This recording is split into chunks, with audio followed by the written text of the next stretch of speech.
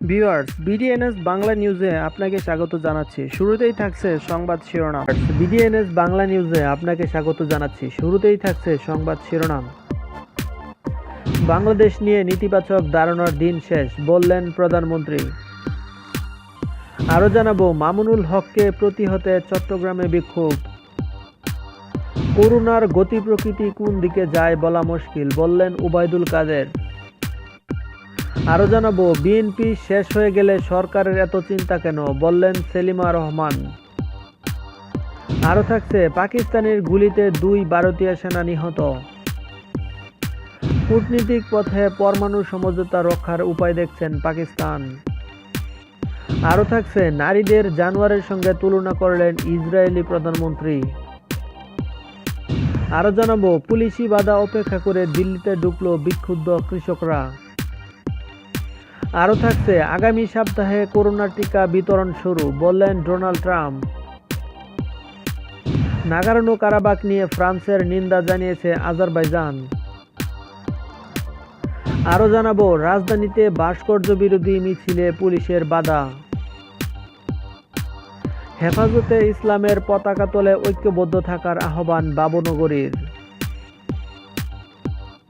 এবং সবশেষ থাকছে, ইরানের শীর্ষ পরমাণু বিজ্ঞানী সন্ত্রাসী হামলায় নিহত। এতক্ষণ শুনছিলেন সংবাদ শিরোনাম, এবার দেখুন এ নিয়ে বিস্তারিত সংবাদ। আর প্রতি ঘন্টার আপডেট নিউজ পেতে আমাদের চ্যানেলটি সাবস্ক্রাইব করে পাশে থাকা বেল বাটনটি চাপুন। এদিকে অন্য সব উন্নয়নশীল দেশ যখন কোভিড-19-এ ঢুকছে, বাংলাদেশ সেখানে বেশ ব্যতিক্রম। এই যেমন গত মে মাসে দক্ষিণ এশিয়ার অর্থনীতি অচল হয়ে যাবে বলে ভাবা হচ্ছিল, খুব সঙ্গত কারণেই এ অঞ্চলের ঘনবসতিপূর্ণ শহর সেকেলে স্বাস্থ্য সুরক্ষা পদ্ধতি আর মহামারীর জন্য অপ্রস্তুত সরকার ব্যবস্থা সব মিলিয়ে মহা বিপর্যয় হবে বলে ধারণাটাই হচ্ছিল। কিন্তু অবাক করে দিল বাংলাদেশ। 16.5 কোটি মানুষের দেশে এখন পর্যন্ত 6,300 জন মারা গেছেন করোনা ভাইরাসে আক্রান্ত হয়ে। তবু সেটা আবার শহর নিউ ইয়র্কের কুইন্সের চেয়ে 1000 কম। শুধু তাই নয়, এই বছর আশা করা হচ্ছে যে অর্থনীতির প্রবৃদ্ধি হবে 4% বেশি, যা পার্শ্ববর্তী বৃহৎ বাণিজ্য শক্তি ভারতের প্রবৃদ্ধির সঙ্গেও তুলনা আসছে। গত মাসে আন্তর্জাতিক মুদ্রা তহবিলের পরিসংখ্যানে বাংলাদেশের মাথাপিছু আয় ছিল ভারতের চেয়েও বেশি। ভারতীয় প্রধানমন্ত্রী নরেন্দ্র মোদী যেখানে ব্যর্থ, বাংলাদেশের প্রধানমন্ত্রী শেখ হাসিনা সেখানে ততটাই সফল। বিগত 11 বছরে এতটা উন্নয়নের অগ্রযাত্রায় দেশকে নিয়ে এগিয়ে গেছেন যে এখন আর হেনরি কিসিঞ্জারের মতো বাংলাদেশকে কেউ তলাবিহীন ঝুড়িতে বলার সাহস করে না। 2017 সাল থেকে যুক্তরাষ্ট্রের প্রেসিডেন্ট ডোনাল্ড ট্রাম্পের চাপিয়ে দেয়া বিভিন্ন শুল্কের কারণে আসলে ভিয়েতনাম বা এরকম কিছু দেশে বাদে সবাই ক্ষতিগ্রস্ত হয়েছে। কিন্তু বাংলাদেশ সরকার এই ধরনের তৈরি পোশাক খাতকে সমুন্নত রেখেছে। ফলে এখানকার স্বল্প মজুরির অর্থনীতি হয়ে উঠেছে বহুজাতিক প্রতিষ্ঠানগুলোর আকর্ষণের জায়গা। যেমন আমরা খেয়াল করলাম, জাপানি জায়ান্ট ফার্স্ট রিটেইলিং এর এগিয়ে আসা। তাদের বিশ্ববিখ্যাত ব্র্যান্ড ইউনিক্লো হয়ে উঠল বাংলাদেশে বড় বিনিয়োগকারী। তবে এটি কেবল শুরু মাত্র। ভবিষ্যতে আরও সমাধানে এগোতে হবে সফলতা ধরে রাখার জন্য। কারণ দক্ষিণ এশিয়ার অর্থনীতি অনেক পরিবর্তনের মধ্য দিয়ে যাচ্ছে। প্রধানমন্ত্রী শেখ হাসিনা যদি এই অগ্রগতি ধরে রাখতে পারেন, দারিদ্র্য বিমোচন করতে পারেন, আর্থিক প্রতিষ্ঠানগুলোর উন্নয়ন করতে পারেন, তাহলে আজকের মাত্র $1,900 থেকে মাথাপিছু আয় বেড়ে দাঁড়াবে অনেক গুণ। এদিকে হেফাজতে ইসলামের যুগ্ম মহাসচিব মামুনুল হককে প্রতিহত করতে চট্টগ্রামের বিভিন্ন জায়গায় অবস্থান নিয়ে বিক্ষোভ করেছেন ছাত্রলীগ ও যুবলীগ। শুক্রবার সকালে নগরের পতেঙ্গা বিমানবন্দর সড়ক, দুপুরে অক্সিজেন মোড় ও হাটহাজারীতে চট্টগ্রাম বিশ্ববিদ্যালয় 1 নম্বর গেটে বিক্ষোভ করে তারা। এদিকে মামুনুল হকের হাটহাজারীতে আসা নিয়ে ছড়িয়ে পড়া উত্তেজনা ঠেকাতে নিরাপত্তা ব্যবস্থা জোরদার করেছে পুলিশ। হাটহাজারীর বিভিন্ন এলাকায় অতিরিক্ত পুলিশ সদস্য মোতায়েন করা হয়েছে। তবে এর মধ্যে মামুনুল হক চট্টগ্রাম এসেছেন কিনা তা নিয়ে ধোঁয়াশা তৈরি হয়েছে। ছাত্রলীগ যুবলীগের প্রতিহত করার ঘোষণার মধ্যে মামুনুল হক যে কোনো সময় বক্তব্য রাখবেন বলে প্রচার চালাচ্ছে মাহফিল আয়োজনকারী সংগঠন আল আমিন সংস্থা। শুক্রবার হাটহাজারী পার্শ্ববর্তী সরকারি উচ্চ বিদ্যালয় মাঠে 3 দিনের তাফসিরুল কুরআন মাহফিলের সমাপনী দিনে বক্তা হিসেবে মামুনুল হকের বক্তব্য রাখার কথা ছিল।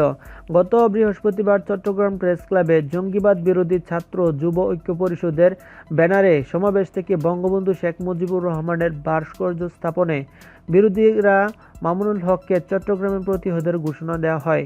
মামুনুল হকের চট্টগ্রামে আগমন ঠেকাতে শুক্রবার সকাল 10টা থেকে নগর যুবলীগের আহ্বায়ক মহিউদ্দিন বাচ্চুর নেতৃত্বে বিমানবন্দর সড়কে অবস্থান নিয়ে বিক্ষোভ মিছিল করেছেন নেতাকর্মীরা। বেলা 12টা পর্যন্ত ছাত্রলীগ যুবলীগের নেতাকর্মীরা সেখানে অবস্থান নিয়ে মামুনুল হকের বিরুদ্ধে স্লোগান দিতে থাকে। এ প্রসঙ্গে চট্টগ্রাম মহানগর যুবলীগের আহ্বায়ক মহিউদ্দিন বাচ্চু বলেন, চট্টগ্রাম যেখানেই মামুনুল হককে পাওয়া যাবে সেখানেই প্রতিহত করা হবে। জাতির জনককে নিয়ে যে উদ্ধত্তপূর্ণ বক্তব্য দিয়েছেন মামুনুল হক, তার উপর কোনোভাবেই তাকে চট্টগ্রামে আসতে দেয়া হবে না। এছাড়া সড়কপথে হাটহাজারীর প্রবেশপথ অক্সিজেন মোড় অবস্থান নেন চট্টগ্রাম মহানগর ছাত্রলীগের নেতাকর্মীরা। সেখানে বিকাল 3:30টা পর্যন্ত অবস্থান নিয়ে বিক্ষোভ করেন তারা। দুপুরে চট্টগ্রাম হাটহাজারী সড়কের 1 নম্বর গেট এলাকায় টায়ার জ্বালিয়ে সড়ক অবরোধ বিক্ষোভ করে চট্টগ্রাম বিশ্ববিদ্যালয় ছাত্রলীগ। পরে পুলিশ গিয়ে তাদের সরিয়ে দেওয়া হয়। এদিকে আন্তর্জাতিক বাজারে ভ্যাকসিন আসা মাত্র বাংলাদেশের জনগণ যাতে সহজে পায় সে ব্যাপারে সরকার সব ধরনের প্রস্তুতি গ্রহণ করেছে বলে জানিয়েছেন আওয়ামী লীগের সাধারণ সম্পাদক ওবায়দুল কাদের।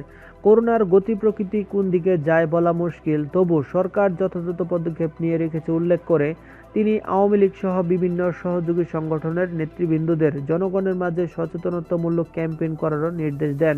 ওবায়দুল কাদের শুক্রবার সকালে ধানমন্ডিতে আওয়ামী লীগ সভাপতির রাজনৈতিক কার্যালয়ে ত্রাণ ও সমাজকল্যাণ এবং স্বাস্থ্য জনসংখ্যা বিষয়ক উপকমিটির যৌথ উদ্যোগে আয়োজিত করোনা ভাইরাসের বিরুদ্ধে সম্মুখ যোদ্ধা হিসেবে কর্মরত চিকিৎসকদের মাঝে উন্নয়নের N95 ও সার্জিক্যাল মাস্ক বিতরণ অনুষ্ঠানে এসব কথা বলেন।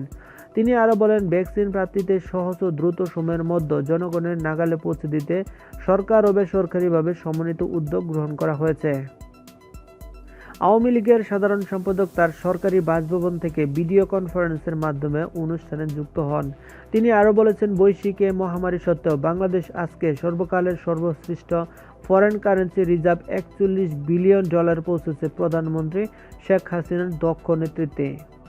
একটি অশুভ মহল বৈশ্বিক মহামারীর এই মানবিক সংকটকে পুঁজি না করলে পরিস্থিতি মোকাবেলা করা আরও সহজ হতো এবং জনগণের জানমালের ক্ষয়ক্ষতি অনেকটা কম হতো জানিয়ে সড়ক পরিবহন ও সেতুমন্ত্রী আরও বলেছেন, জনগণকে এই অশুভ শক্তির বিরুদ্ধে সতর্ক থাকতে হবে এবং এদের বিরুদ্ধে দুর্বার প্রতিরোধ গড়ে তুলতে হবে। মন্ত্রী আরও বলেছেন, সরকার দুর্নীতির বিরুদ্ধে জিরো টলারেন্স নীতি বাস্তবায়নের কার্যক্রম অব্যাহত রেখেছে। এদিকে বিএনপির স্থায়ী কমিটির সদস্য সেলিমা রহমান বলেছেন, সরকার বড় বড় কথা বলছে আর বিএনপিকে সবক দিয়ে বেড়াচ্ছে। আওয়ামী লীগের সাধারণ সম্পাদক কথায় কথায় সবক দিচ্ছে যে বিএনপি আন্দোলন করতে পারে না, বিএনপি মরে যাচ্ছে, বিএনপি শেষ হয়ে যাচ্ছে ইত্যাদি। বিএনপি যদি শেষ হয়ে যায় তাতে আপনাদের এত চিন্তা কেন? আসলে তারা ভয় পাচ্ছে জিয়া পরিবারকে। শুক্রবার জাতীয় প্রেস ক্লাবে স্বৈরাচার বিরোধী আন্দোলনে নিহত ডাক্তার শামসুল হক খান মিলনের 34তম মৃত্যুবার্ষিকী উপলক্ষে আলোচনা সভায় তিনি এসব কথা বলেন। 90 ডাকসু ও সর্বদলীয় ছাত্র ঐক্যের উদ্যোগে এই সভায় আয়োজন করা হয়। এর আগে সকালে ঢাকা মেডিকেল কলেজ হাসপাতাল চত্বরে মিলনের কবরে পুষ্পমাল্য অর্পণ করেন ডাকসুর সাবেক সভাপতি আমানুল্লাহ আমান সহ নেতারা। সেলিমা রহমান আরও বলেন, আওয়ামী লীগ ক্ষমতায় এলেই দুঃশাসন এবং দুর্ভিক্ষ দেখা দেয়। দুঃশাসন ও দুর্ভিক্ষে বাংলাদেশ আজ অচল হয়ে গেছে। দুর্ভিক্ষ আমাদের দরজায় কড়া নাড়ছে। দ্রব্যমূল্য আজকে আকাশ ছোঁয়া। সাধারণ মানুষ খেতে পারছেন না, হাজার হাজার যুবক এখন বেকার, তারপরে সরকার নিশ্চিন্তে ঘুমাচ্ছে। এদিকে জম্মু কাশ্মীরের সীমান্ত নিয়ন্ত্রণ রেখায় পাকিস্তানি সেনাদের গোলাগুলিতে 2 ভারতীয় সেনা নিহত হওয়ার দাবি করেছে ভারত। নিহত 2 সেনা হলেন নায়ক প্রেম বাহাদুর ও রাইফেলম্যান সুখবীর সিং। শুক্রবার জম্মু কাশ্মীরের রাজৌরি জেলার লাইন অফ কন্ট্রোলের সুন্দরবানি সেক্টরে যুদ্ধবিরতি লঙ্ঘন করে গুলি চালায় পাকিস্তানের সেনারা। ভারতের দাবি বিনা উস্কানিতে কয়েক দফা গুলি ছুড়ে। এতে পাল্টা জবাব দেয় ভারতীয় সীমান্তরক্ষী বাহিনীরাও। দুই পক্ষের কয়েক দফা গোলাগুলির এক পর্যায়ে 2 ভারতীয় সেনা ঘটনাস্থলেই প্রাণ হারান। ওই সেক্টরের দায়িত্বে থাকা ভারতীয় বাহিনীর পক্ষ থেকে আরও বলা হয়েছে, পাকিস্তানের বাহিনী সীমা লঙ্ঘন করে ভারতীয় বাহিনীর দিকে গুলি চালায়। এই ঘটনায় এখনও কোনো প্রতিক্রিয়া জানায়নি পাকিস্তান। এর আগে বৃহস্পতিবার পুঞ্চ জেলার লাইন অফ কন্ট্রোলে পাকিস্তানি হামলায় এক জুনিয়র কমিশনড অফিসার নিহত হন। গুলিবিদ্ধ হন আরও এক বেসামরিক নাগরিক। এদিকে পাকিস্তান বলেছে, ইরান এবং 6 জাতিগোষ্ঠীর মধ্যে 2015 সালে সমঝোতা সই হয়েছিল, তা রক্ষার একমাত্র উপায় হচ্ছে কূটনীতিক পন্থা অবলম্বন করা। বৃহস্পতিবার সাপ্তাহিক সংবাদ ব্রিফিংয়ে পাকিস্তানের পররাষ্ট্র মন্ত্রণালয়ের মুখপাত্র জাহিদ হাফিজ সহ চৌধুরী সাংবাদিকদের কাছে একথা বলেন। তিনি আরও বলেছেন, মধ্যপ্রাচ্য অঞ্চলে যে উত্তেজনা বিরাজ করছে তা নিরসনের জন্য সংলাপের দৃষ্টিভঙ্গি গ্রহণ করা জরুরি। এক্ষেত্রে ইরানের সঙ্গে অন্য পক্ষগুলোর আলোচনাকে সমর্থন জানাচ্ছে পাকিস্তান। জাহিদ চৌধুরী আরও বলেছেন, আমরা বিশ্বাস করি আলোচনার মাধ্যমে পরমাণু সমঝোতা কেন্দ্রিক সংকটের সমাধান করতে তাতে সর্বোচ্চ ইতিবাচক ফলাফল আসতে পারে। এক্ষেত্রে পাকিস্তান অতীতে মধ্যস্থতার ভূমিকা পালন করেছে এবং চলমান উত্তেজনা নিরসনে আবার আমরাও একই ধরনের ভূমিকা পালন করতে প্রস্তুত রয়েছি। এর আগে 13 নভেম্বর পাকিস্তানের প্রধানমন্ত্রী ইমরান খান দেশটির একটি টেলিভিশন চ্যানেলকে দেয়া সাক্ষাৎকারে বলেছেন, যদি আমেরিকার নবনির্বাচিত প্রেসিডেন্ট জো বাইডেন পরমাণু সমঝোতায় ফিরে আসার সিদ্ধান্ত নেন তাহলে তাতে পাকিস্তানের স্বার্থ রক্ষিত হবে। পাক প্রধানমন্ত্রী আরও বলেছেন, আমেরিকা পরমাণু সমঝোতায় ফিরে এলে পাকিস্তান এবং ইরানের মধ্যে বাণিজ্য বাড়ানোর নতুন সুযোগ তৈরি হবে। এদিকে নারীদের জানোয়ারের সঙ্গে তুলনা করেছেন ইসরায়েলের প্রধানমন্ত্রী বেনিয়ামিন নেতানিয়াহু। নারীদের বিরুদ্ধে সহিংসতার প্রতিবাদ সমাবেশে বুধবার তিনি ওই বিতর্কিত বক্তব্য দেন। এ নিয়ে দেশটিতে তীব্র প্রতিক্রিয়ার সৃষ্টি হয়েছে। খবরে আরও বলা হয়, বুধবার 25 নভেম্বর ছিল নারীদের বিরুদ্ধে সহিংসতা দূরীকরণ international day for the elimination of violence against women বিষয়ক আন্তর্জাতিক দিবস। সেই উপলক্ষে ইসরায়েলের আইনসভা সেনেটে বক্তব্য রাখেন নেতানিয়াহু। স্ত্রী সারা এবং নারী সংগঠনের প্রতিনিধিদের উপস্থিতিতে নেতানিয়াহু আরও বলেছেন, নারীরা আপনার আমার সম্পদ নয়, কোনো পশু নয় যে তাদের উপর অত্যাচার করা যাবে। নারীরা কোনো জানোয়ার নয় যে তাকে আপনি পেটাতে পারেন। ইদানিং আমরা বলে থাকি, জানোয়ারদের আঘাত করো না। আমরা জানি যে পশুদের বুদ্ধি, চেতনা, অনুভূতি রয়েছে। সুতরাং পশুদের প্রতি যদি আমাদের সমবেদনা থাকে, সব নারীরাই পশু, সব শিশু পশু, তবে তাদের প্রত্যেকেরই অধিকার রয়েছে। নেতানিয়াহুর এই মন্তব্য নিয়ে শুধু দেশে নয়, আন্তর্জাতিক স্তরেও আলোচনার ঝড় উঠেছে।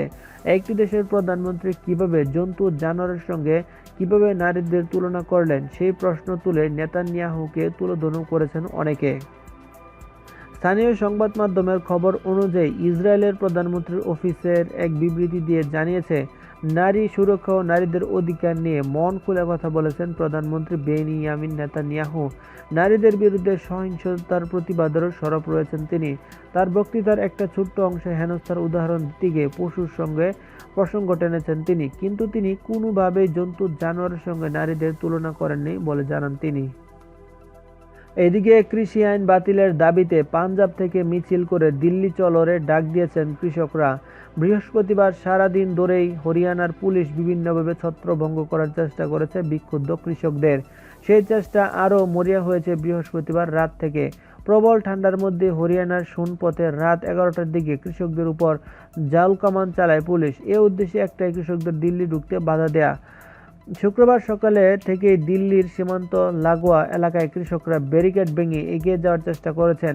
তাদের আটকাতে নিজের শক্তি প্রয়োগ করেছে পুলিশ। সকাল থেকে শক্তি প্রয়োগ করার পর অবশেষে শুক্রবার দুপুরে সংঘর্ষের পথ থেকে সরে এলো পুলিশ। বড় জয় পেলেন কৃষি বিল বাতিলের দাবিতে আন্দোলনকারী কৃষকরা। অবশেষে তাদের দিল্লিতে ঢুকতে অনুমতি দিল পুলিশ।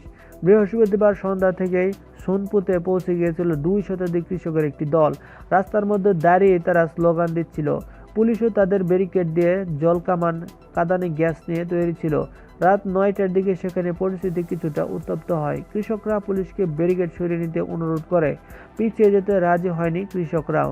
রাতের সঙ্গে পাল্লা দিয়ে বাড়ে কনকনে ঠান্ডা। তারই মধ্যে প্রতিবাদরত কৃষকদের ওই দলের উপর জলকামান ছুড়ে হরিয়ানা পুলিশ। যদিও বৃহস্পতিবার সারাদিন সর্বশক্তি দিয়ে চেষ্টা করেও কৃষকদের আটকাতে পুরোপুরি সফল হয়নি হরিয়ানার বিজেপি সরকার। দিল্লি ঢোকার জন্য ইতিমধ্যে প্রায় 50,000 কৃষক পৌঁছে গিয়েছিল দিল্লি হরিয়ানা সীমানার বিভিন্ন এলাকায়। শুক্রবার দিল্লি ঢোকার জন্য প্রস্তুত তারাও। বিভিন্ন কৃষক সংগঠনের দিল্লি ঢোকার আর্জি করোনা মহামারীর দোহাই দিয়ে ইতিমধ্যে খারিজ করে দিয়েছে দিল্লি পুলিশ। দিল্লির পুলিশ কমিশনার এস.এন. শ্রীবাস্তব বলেছেন, কোভিড-19 দিক নির্দেশনার জন্য রাজনৈতিক সমাবেশের অনুমতি দেওয়া সম্ভব নয়। আমরা অনুরোধ খারিজ করেছি। দিল্লি সীমান্তে প্রচুর পুলিশ মোতায়েন করা হয়েছে। দিল্লির সিঙ্গু সীমান্তে বিক্ষোভরত কৃষকদের ছত্রভঙ্গ করতে কাঁদানে গ্যাস ছুড়েছেন পুলিশ। এদিকে নতুন করে ব্যাপক হারে করোনা ভাইরাস সংক্রান্ত হচ্ছে যুক্তরাষ্ট্রে, কিন্তু প্রেসিডেন্ট ডোনাল্ড ট্রাম্পের এই বিষয়ে কোনো কথা ছিল না। নীরবে নির্বাচনে জয় পরাজয় নিয়ে টুইটার যুদ্ধে ছিলেন তিনি। অবশেষে সেই নীরবতা ভেঙে তার মুখে আসার কথা বললেন, আগামী সপ্তাহ বা এর পরেই সপ্তাহ থেকে টিকা সরবরাহ শুরু হচ্ছে। বৃহস্পতিবার একথা বলেন প্রেসিডেন্ট ডোনাল্ড ট্রাম্প। দেশের থ্যাঙ্কসগিভিং ডে উপলক্ষে অন্য দেশে অবস্থানরত মার্কিন সেনাদের সঙ্গে শুভেচ্ছা বিনিময়ের সময় ট্রাম্প এসব কথা বলেন। ডোনাল্ড ট্রাম্প আরও বলেছেন, টিকা প্রাথমিক দিকে ফ্রন্ট লাইনের কর্মী, স্বাস্থ্যকর্মী এবং প্রবীণ নাগরিকদের কাছে পৌঁছানো হবে। করোনা ভাইরাস টিকা নিয়ে শেষ লগ্নে আছে যুক্তরাষ্ট্রের দুই কোম্পানি। ফাইজার ও মডার্না টিকার মধ্যে কার্যকারিতা খুব ভালো, 95 এবং 94.5% বলে দাবি করেছে মার্কিন প্রতিষ্ঠান দুটি। এরই মধ্যে ফাইজার টিকাটির জরুরি অনুমোদনের চেয়ে বসেছে মার্কিন ফুড অ্যান্ড এগ্রিকালচার অ্যাডমিনিস্ট্রেশন। গত শুক্রবার প্রথমবারের মতো অনুমোদন চায় ফাইজার এর জার্মান পার্টনার বায়োনটেক।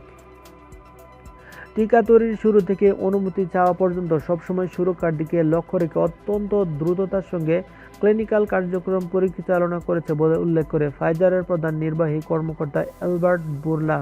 টিকাটির উৎপাদন নিরাপদ কিনা সে সিদ্ধান্ত নেয়া এফডিএর কাজ। তবে এফডি টিকার এই ডেটা বিশ্লেষণ করতে কতটা সময় নেবে তা স্পষ্ট নয়। যদিও ডোনাল্ড ট্রাম্প বলে দিয়েছে আগামী বা এর পরের সপ্তাহে টিকা সরবরাহ শুরু হয়েছে।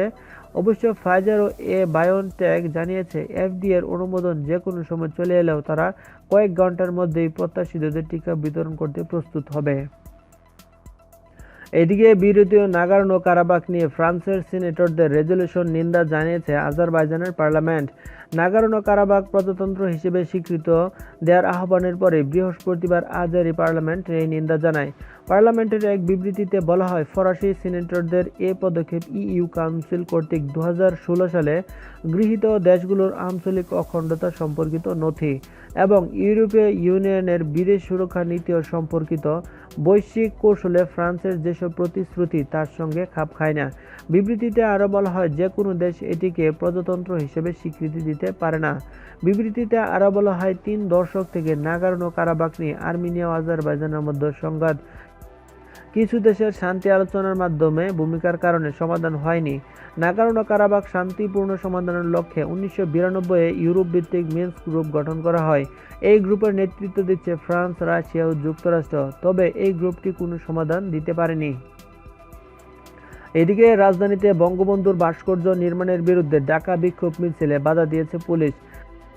বাইতুল মোকাররম থেকে বের হওয়া মিছিলটি কাকরাইলে পণ্ড করে দেয় আইন শৃঙ্খলা রক্ষাকারী বাহিনী। শুক্রবার জুমার নামাজ শেষে বাইতুল মোকাররম মসজিদের উত্তর গেট থেকে ভাস্কর্য বিরোধী মিছিল বের করে কয়েকশো লোক। এতে পুলিশ বাধা দিলে সেখানে হাতাহাতির ঘটনা ঘটে। এক পর্যায়ে পুলিশ লাঠি চার্জ করে তাদেরকে ছত্রভঙ্গ করে দেয়। পরে মিছিল নিয়ে বের হলে কাকরাইলে এসে পুলিশ বাধায় তা পণ্ড হয়ে যায়। হেফাজতে ইসলামী অনুসারীদের ভাস্কর্য বিরোধী এই মিছিলে বিভিন্ন স্লোগানের পাশাপাশি ছাত্রলীগ ও আওয়ামী লীগ বিরোধী স্লোগানও দেওয়া হয়। তবে তারা কোনো আনুষ্ঠানিক বক্তব্য দেয়নি। সেই সঙ্গে মিছিলে ছিল না কোনো ব্যানার কিংবা ফেস্টুনও।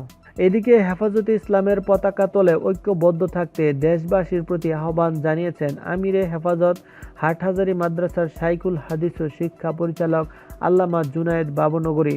শুক্রবার হাটহাজারী পার্বতী মডেল উচ্চ বিদ্যালয় ময়দানে বৃহত্তর চট্টলার ঐতিহ্যবাহী দ্বীনী ও সেবামূলক সংগঠন আল আমিন সংস্থার ব্যবস্থাপনায় শাইখুল ইসলাম আল্লামা শাহ আহমদ শফি, মোহাম্মদ তৈয়ব রফ, আল্লামা ইদ্রিস এর জীবন কর্ম ও অবদান শীর্ষক আলোচনা ও ঐতিহাসিক তাফসিরুল কুরআন মাহফিলের সমাপনী দিনের প্রধান অতিথির বক্তব্যে তিনি এ আহ্বান জানান। এদিকে ইরানের অন্যতম পরমাণু বিজ্ঞানী মোহসেন খাজরিজাদে সন্ত্রাসী হামলায় নিহত হয়েছে বলে জানিয়েছে ফার্স্ট নিউজ এজেন্সি। শুক্রবার তেহরানের প্রদেশের দামাবান্দ কাউন্টির এবসারদ শহরে বেশ কয়েকজন হামলাকারীর বোমা হামলা ও গোলাগুলিতে তিনি নিহত হন। এই সময় তার নিরাপত্তায় নিয়োজিত কর্মীরাও আহত হন। ইরানের প্রতিরক্ষা মন্ত্রণালয়ের পাবলিক রিলেশনস বিভাগ জানায়, খাজরিজাদে মন্ত্রণালয় organisation of defence innovation and রিসার্চের এএসএনপি প্রধান ছিলেন। সন্ত্রাসী ও তার নিরাপত্তা বাহিনীর মধ্যকার সংঘর্ষে তিনি মারাত্মক আহত হন। তাকে হাসপাতালে নেওয়া হলে তিনি মারা যান। নিউজটি সম্পূর্ণ দেখার জন্য ধন্যবাদ। ভিডিওটি ভালো লাগলে লাইক, শেয়ার করুন এবং প্রতি ঘন্টার আপডেট নিউজ পেতে আমাদের চ্যানেলটি সাবস্ক্রাইব করে রাখুন। আসসালামু আলাইকুম।